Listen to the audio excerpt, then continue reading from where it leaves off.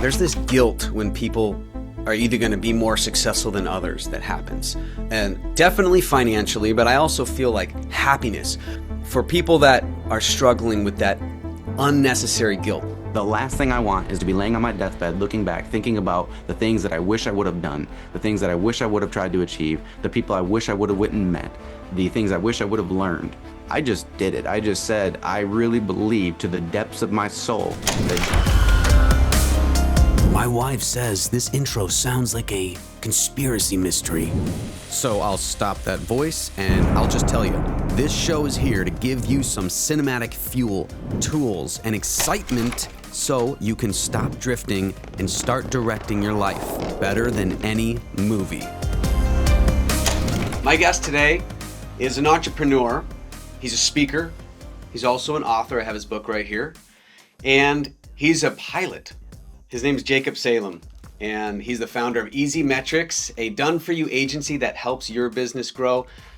A cumulative revenue over 800 million for his clients. Impressive, really cool. He's a stand-up guy. He also is the founder of Salem Speaking Bureau, and I'm with them. I'm a speaker as well, and I'm excited to have him here today.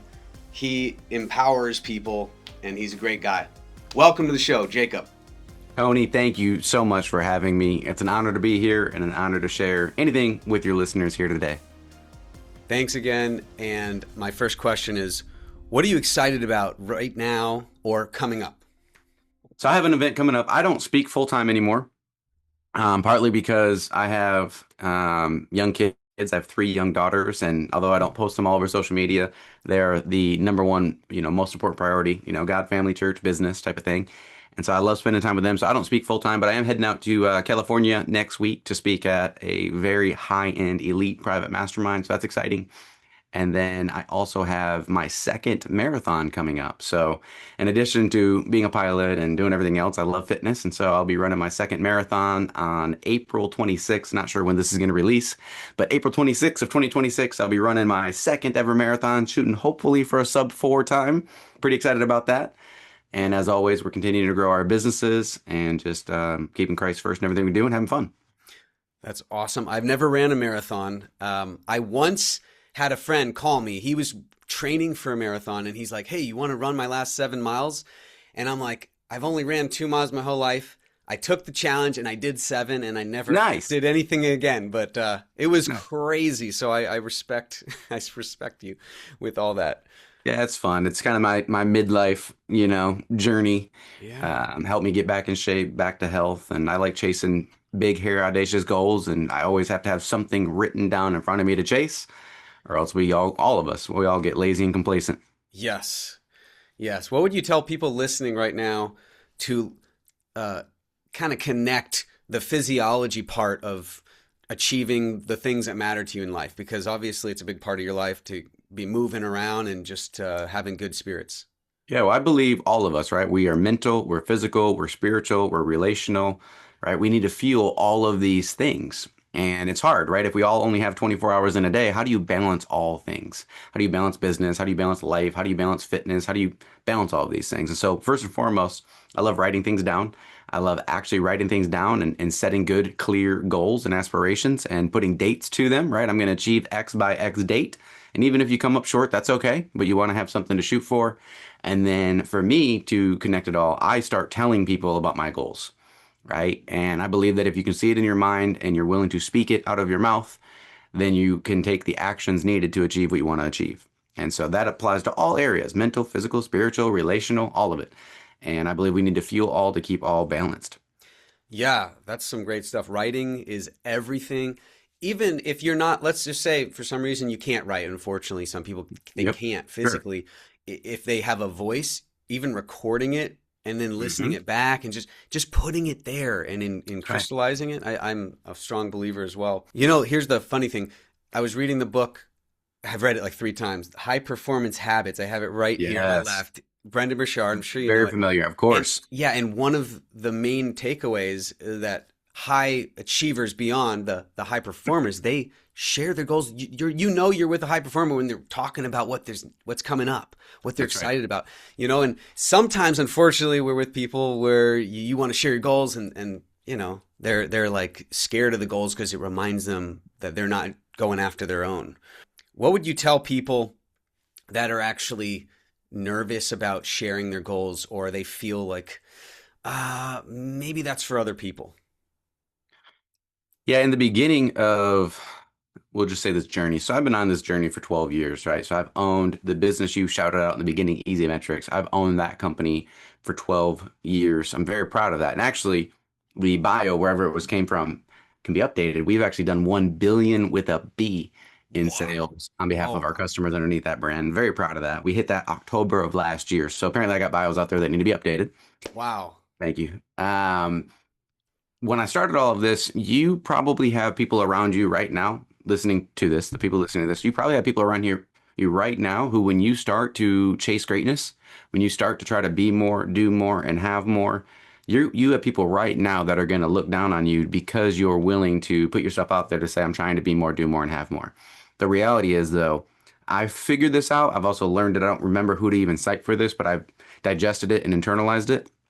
Our lives typically are in 5 year cycles, meaning the people that you are around right now, you're surrounded yourself with right now, that are your friends, that are your colleagues, the people that you hang out with every single day. In 5 years, they're probably not going to be there, right? It's Mm. very rare that you're with somebody for more than 5 years. And it's like the people that are going to look down on you now, that's okay because they're probably not going to be here in 5 years. That if you, as you're listening to the sounds of our voice, believe you're called to something so much greater, and I believe you are called to something so much greater, that if you start speaking it into existence and start putting it out to the universe about what it is that you're trying to achieve, if somebody doubts you, just let that go to the wayside, let it go in one ear out the other, and find the people who are going to cheer you on.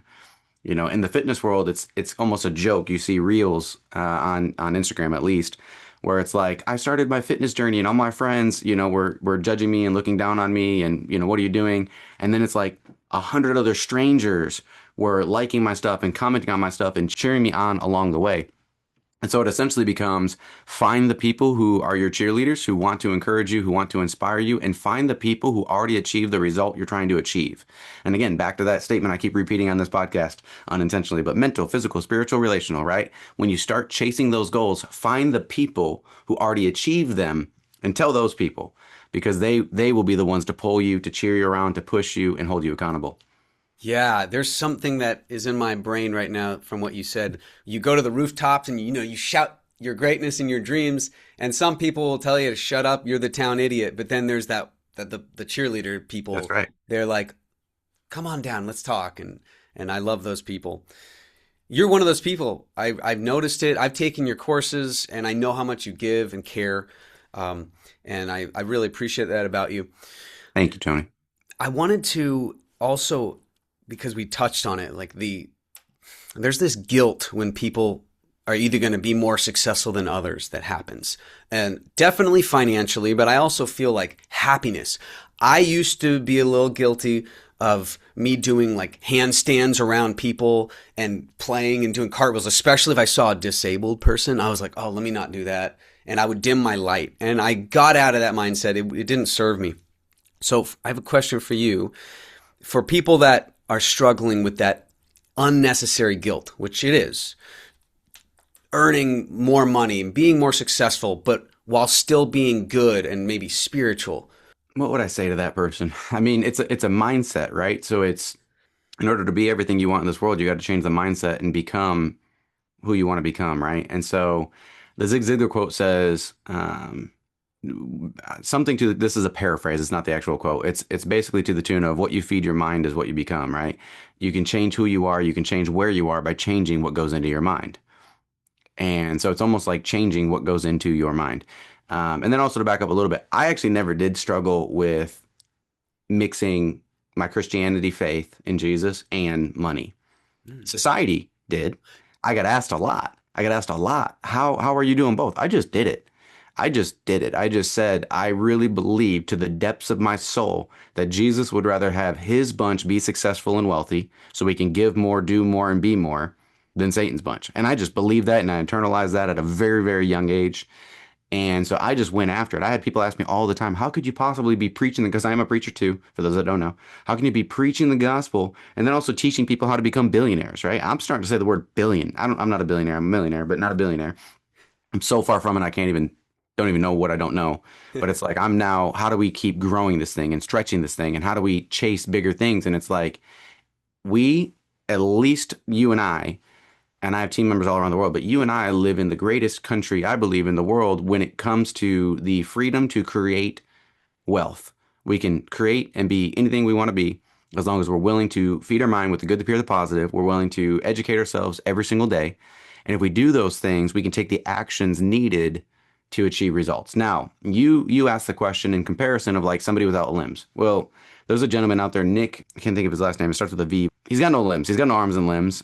And he's a millionaire too as a public speaker, right? He went and built businesses even with arms and without arms and legs. He went and built a monster empire and did all the same limitations. So it's like, I don't feel bad for anybody else, as long as they understand that even because it's a little bit harder than you, or a little bit harder for them, they can still achieve the thing, right?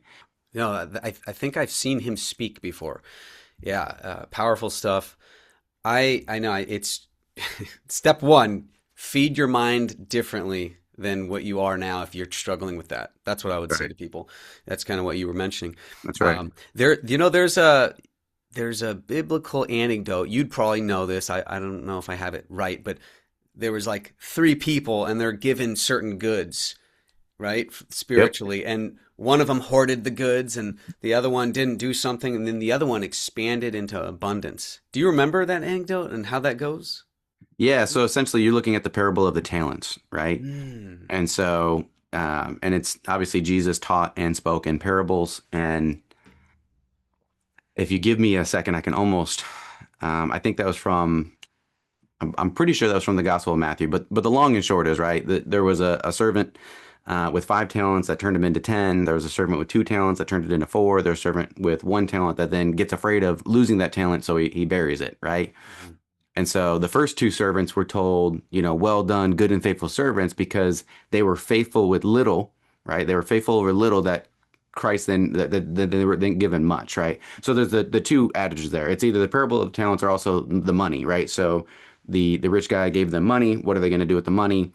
One went and doubled it. One went and added more to it. One did nothing with it.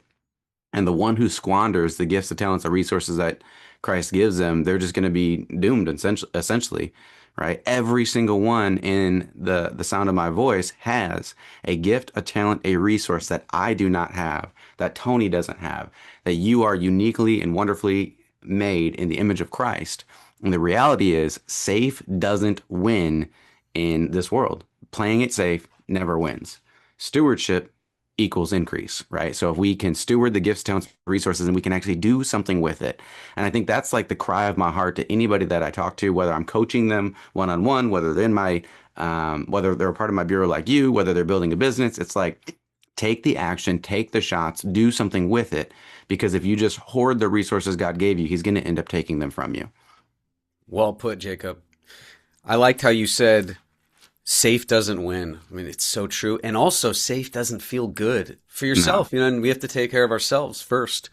And when you're at the end of your days and you're like, I didn't take the risk, that's a horrible feeling. I don't want that for anyone either. that's right. Hmm. Now, I know that early on in life, you were going through what so many people go through. They're like, I have a calling, but I ain't making money. I'm Facts. broke and struggling.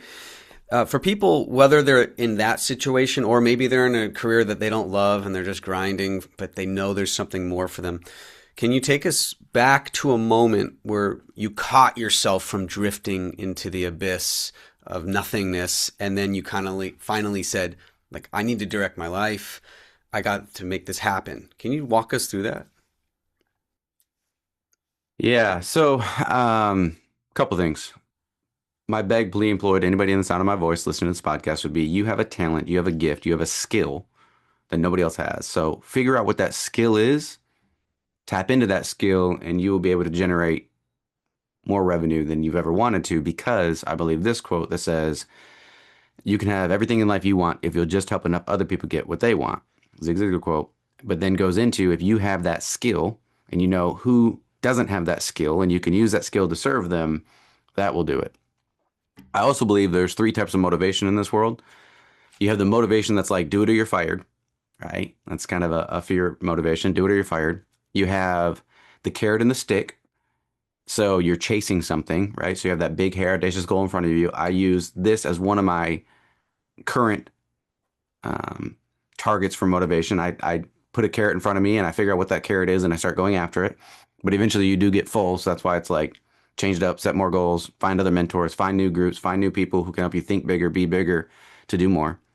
And there's a third level where it's like innate. There are people who are truly just born with it, where it's like you were just born with the desire to chase greatness. And I do believe God calls people to greatness where you have something planted inside of your heart and only you know it. Your family doesn't know it. Your mom doesn't know it. Your dad doesn't know it. Your wife doesn't know it. Your husband doesn't know it. Your kids don't know it. Your boss doesn't know it. Only you know it. But you're just driven to beat the sun up every day. You're driven to be the best that you can be because the people in this category learn at a very young age that 80 years goes fast. That the one thing that we can guarantee in this life is death. The second thing we can guarantee in the United States is taxes. So death and taxes, right? And to that person, they already know that the end is coming, that we aren't promised tomorrow, and that person wakes up every day to chase greatness. And so I think there's those three categories. If you're listening to a podcast or watching us on YouTube or you see a clip on social media, maybe you're already feeling that call to something else. I would encourage them, as I did, find a mentor early on who can help you, someone who has already achieved what it is that you feel you want to achieve, who can encourage you, who can educate you, and then also hold you accountable. Because that is one of my secrets to success. I think that in high schools and even earlier, they should have a mentorship class where you're just taught why we need it and that it's not being weak or anything to ask for help because I had a struggle asking for help and I was like, oh, I'm going to do it by myself and then I'll make it. And that was like the perfectionism ego side and then you get the slack like, well, I was doing it all by myself. That's why I didn't finish it. Or that's why I didn't, achieve it. So, Right. not a big deal. No one knows, and I love the idea of mentorship and sharing what you know. It's well put. Everyone needs a coach in life. Everyone needs a mentor in life if you can't afford a coach. So for me, mentor means typically free. Coach means you're investing. Hmm. I've now invested well over six figures and maybe more than, or I'm in the six figures, but high six figures into my own education post college. I dropped out of high school on my 16th birthday, got a GED. I ended up getting a bachelor degree. But post college, post all of that, we continue to invest. And even now, as I'm on this, I'm running through my head like, okay, what event do I need to go to? What coach do I need to go talk to next?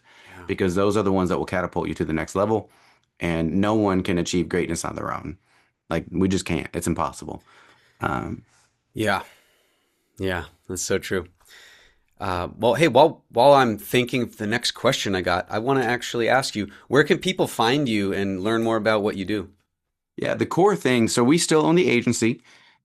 Easy Metrics is still the core agency, but those retainers are ridiculously high. So we're serving businesses that are already doing 8 and 9 figures a year now in that company. That's how we've been able to grow so fast. We just started serving people already making a lot of money.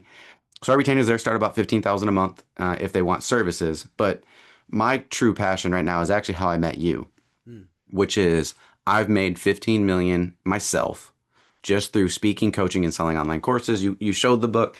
I'll show it again here, right? Yeah. So we have the book, Speaker Millionaire Secrets, right? Yeah, I'm like a quarter into it. Really great book for anyone that's looking to just give your message out to the world. It's a great book, and you can Yeah, earn, it's earn. cheap on Amazon, or I'll even go one step further to say if somebody actually hears this and they email Jacob at ezmetrics.com, letter E, letter Z, metrics.com, and they're bold enough to say, hey, I listened to you on Tony's podcast, and you said you'd send me a free book, I'll just send it to them. So they can either go snag it on Amazon or I'll just ship it to them for free. The bureau that we are scaling is my main bread and butter these days. I still make a lot through speaking. I still make a lot through coaching. I still make a lot through courses, and I still own my agency, and all that's doing great.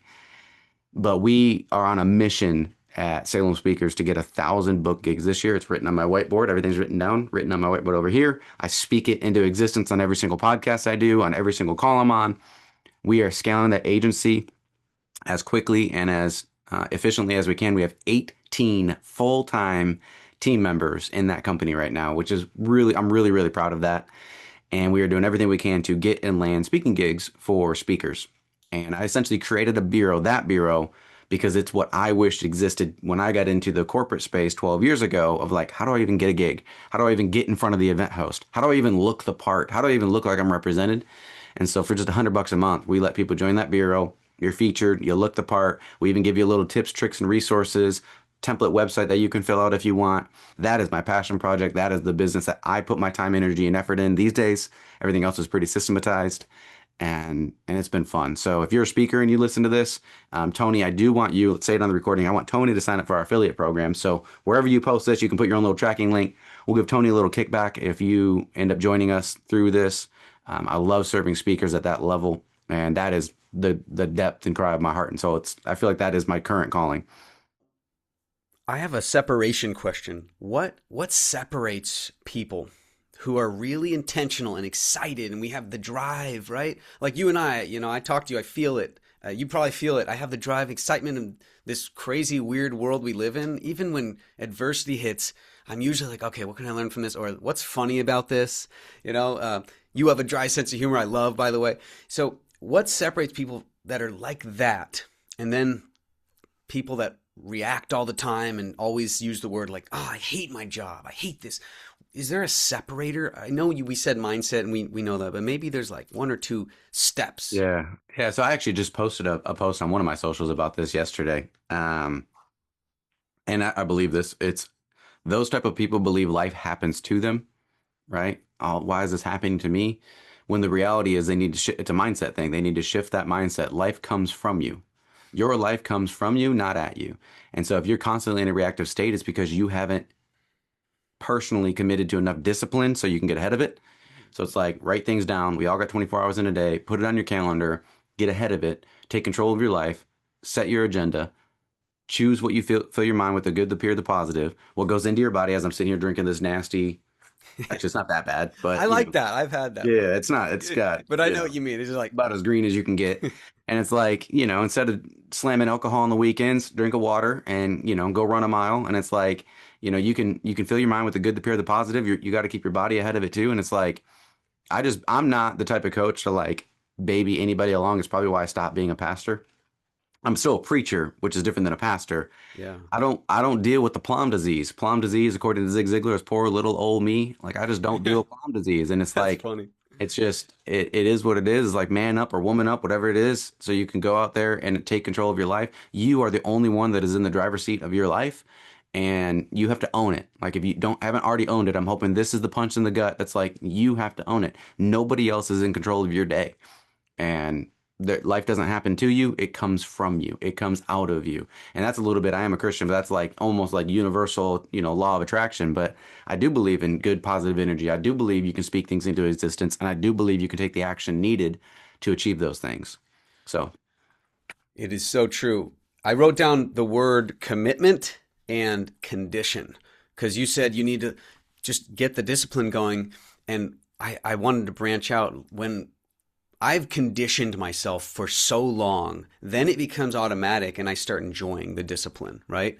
There's a book, I don't know if you read it by Jocko Willink. It's called Discipline Equals Freedom. And I really believe that when you have these conditionings and you have the discipline, you actually feel more free and in control. And like I say all the time, you're either drifting or you're directing your life. that's right. And and like you said, yeah, get back into the director's chair. It's your movie. Other people though are trying to always direct it. And that's the Yeah, thing. You have to be a go-giver and a kind person, but you got to control your life because it's yours. that's right. A famous guy gets this quote. I don't know who it is. I'll have to look it up. I need to start memorizing some of these more, but I say them so frequently. It's you either suffer from the pain of discipline or you suffer from the pain of regret. And it's just Oh, somebody gets that quote. it might be relative to Jim Rohn's I quote, think like maybe it it is. weighs ounces and regret weighs tons or Yeah. something. Yeah. Can you talk a little bit about decisions under pressure? Because when you have a large company and you have a family and all the stuff you got going on, decisions under pressure, just I'm gonna just leave it at that. What do you think when I mention that? So for me, I'm a unicorn, just so you know, I'm the crazy guy, right? And if you're an entrepreneur on this podcast, you're probably crazy too. I love pressure. And what is it? Pressure creates diamonds. Hmm. I love pressure. I believe that if you have an empty calendar, that's going to create depression, right? And so I love pressure. I love overbooking myself. Even today, you reached out yesterday. I'm like, calendar's open, fill it, right? My calendar's never empty. And so I love pressure. Pressure creates diamonds. So for me, that number 18 that I told you, the team members, I was talking to another one of my team members, Nick Atkins, who's been with me about 3 years. And these 18 people, that's full time. Their families depend on my salary. And that is the coolest internal flex that I could ever have, but is also the greatest pressure because it's like, I can't fail. It's no longer my wife and three daughters and three dogs, right? I have all of their families on my shoulders and we have to succeed. And because of that, I succeed even more. And so that's why I use the BHAG, big, hair, audacious goal. I use that a lot because some of you don't have teams. Some of you don't even have income. Some of you don't even are entrepreneurs, not entrepreneurs, which means you want to be an entrepreneur. You just don't know how yet. Set the big, hair, audacious goal. Give yourself pressure. Put it out into the universe so you can hold yourself accountable. So that way you can chase it. Without the pressure, why would we take the action, right? People, what they're chasing. Why do people change in life? They're changing because they're chasing something to make them feel good, or they're running away from pain. It's one or the other. So do both, right? Set a goal that's going to make you feel good, and set a goal that's going to take you away from your pain. And many times, one goal can achieve both things. But I love pressure. Good. Yeah, I love pressure. In my book that's coming out, Direct Your Life or Someone Else Will, I have a chapter all about pressure. And there was a lot of pressure in this period of my life, and it's fun because it uncovers what the real you is if you let it, you know? Yep. I Right. wanted to emphasize, I love what you said. I have all my notes here, when you say something great here. Empty calendars create depression. Yeah. That is so true. If you could see my wall, I just got this huge new calendar that shows all 12 months, right? Yep. And then I have, of course, my phone. I love the phone calendar's great. But when I see little things marked up, it's just like, I have a purpose. You have to kind of create this purpose and put it on the wall so you're reminded. That's right. It's back to conditioning. Yeah. Gosh, I love this. It's funny, you and I, we geek out on this stuff, and I hope everyone listening, you're geeking out on this. I have a final wrap up question, and it somewhat encapsulates what you said already, but I want to just hear your response, and maybe you can synthesize this as the final takeaway for this episode. What does it mean to you to direct your life? What does it mean to me to direct my life? So the first thought that came into my head, by the way, for those listening, this is truly unscripted, just throwing questions at me, having a good time. What does it mean to direct my life? So the first thing that popped into my head is first establishing my relationship with Christ to figure out what his call and will for my life is. Like, what are the gifts, talents, and resources that he blessed me with? What does he want me to do? Surrendering my life first and foremost to him. That has meant everything to me. All of my success begets from making that commitment that Christ, if it's not your will for me, don't allow me to pursue it. Then after I get right there, right, after I get that figured out, then it's like, okay, what does that mean? I have gifts, talents, resources that other people don't have. How do I use them to bless others, right? If we believe internally that you can have everything in life you want, if you'll just help enough other people get what they want, what does that mean for me? So I already, this if you're listening, and we said it here, I already believe I have full control of everything in my life. My time, my clock goes off, my alarm clock goes off, opportunity clock, as Zig Ziglar says, right? We get the opportunity to wake up. My opportunity clock goes off every single day at 5 a.m. Some days we're up at 4:30 a.m. depending on what we got going on. I am in control of that. And from the moment my feet hit the ground, it's up to me to make the decisions, to take the actions needed to be everything that I can be. The last thing I want is to be laying on my deathbed, looking back, thinking about the things that I wish I would have done, the things that I wish I would have tried to achieve, the people I wish I would have went and met, the things I wish I would have learned. And so by directing my life, I'm using every ounce of energy, skill, and resources that I have to pursue all the greatness I have in my life, and whatever that means. Whoever is listening to this, that could be something else. Not everybody is called into entrepreneurship like I am. Not everybody is called to be a speaker. William Willoughby on my team is one of the best graphic designers, one of the best CTOs I could ever have in my life. He's been with me for almost 12 years. That's his calling. Like he's called to do those things, and that's how he's pursuing greatness in his life. Other people are called to write books. Other people are called to run marathons. Other people are called to be professional athletes. Other people are called to many other professions.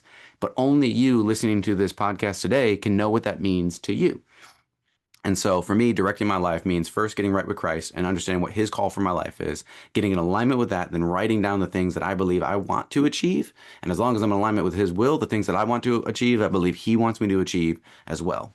We didn't even get to sprinkle in the pilot thing, so let's throw that in there before we wind up, right? Yes, yes, share. I've had big audacious goals like becoming a pilot, running marathons. I've done jujitsu competitions, cage fights. I mean, so many different things that I've done in this world, even after being an ordained pastor. And I believe all of those things were ordained by God speaking down into my life of things that I want to achieve. Right? I now get to go fly wherever I want. I'm most likely buying a plane probably within the next few months. I'm in 3 different clubs right now, but I'm most likely buying my own within the next 3 months of the podcast because that's on my life. And it's like I get to make those choices. Every day I wake up, I get to choose who it is I want to become. And you listening to this podcast right now do as well. Well put. I'm going to let that sink for a second. Jacob, I want to give you one more chance to let listeners know where they could find you. Any speakers, share where they should go for this if they're looking to share their message and get Yeah. going with you. So Speaker Millionaire Secrets is on Amazon. So if you want to just snag a copy of that, you can do that. Or if you listened earlier, you can send me an email and we'll take care of that for you. If you want to be a speaker, if you want to join our bureau, Tony, I actually don't want to give a URL. I want to say, Tony, around this video somewhere, or reach out to Tony and get a tracking link because I really do want to be able to compensate him for any of his listeners who come and join us. That way, it's the law of reciprocity there, right? What goes around comes around. So they can find a link from you to join us at Salem Speakers. We would love to feature them and help them get gigs. If they want to connect with me, I have 1 million followers on Facebook. I'm active these days on LinkedIn and would love to have you follow me there. I'm also actively trying to grow my Instagram, though that's my smallest platform currently. And but I'm active, very active on my 1 million follower Facebook page. So is my team as well. Would love to serve you. Would love to connect with you.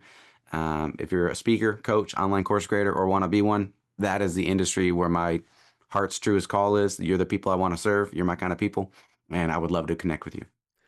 Excellent. If you're listening and watching, check out Jacob Salem. Find him, learn from him. He has great courses and just great things to say online. And as we close, I want to thank you one more time, Jacob, for being on the show. It's been a pleasure. I'm going to be here. And we'll talk soon.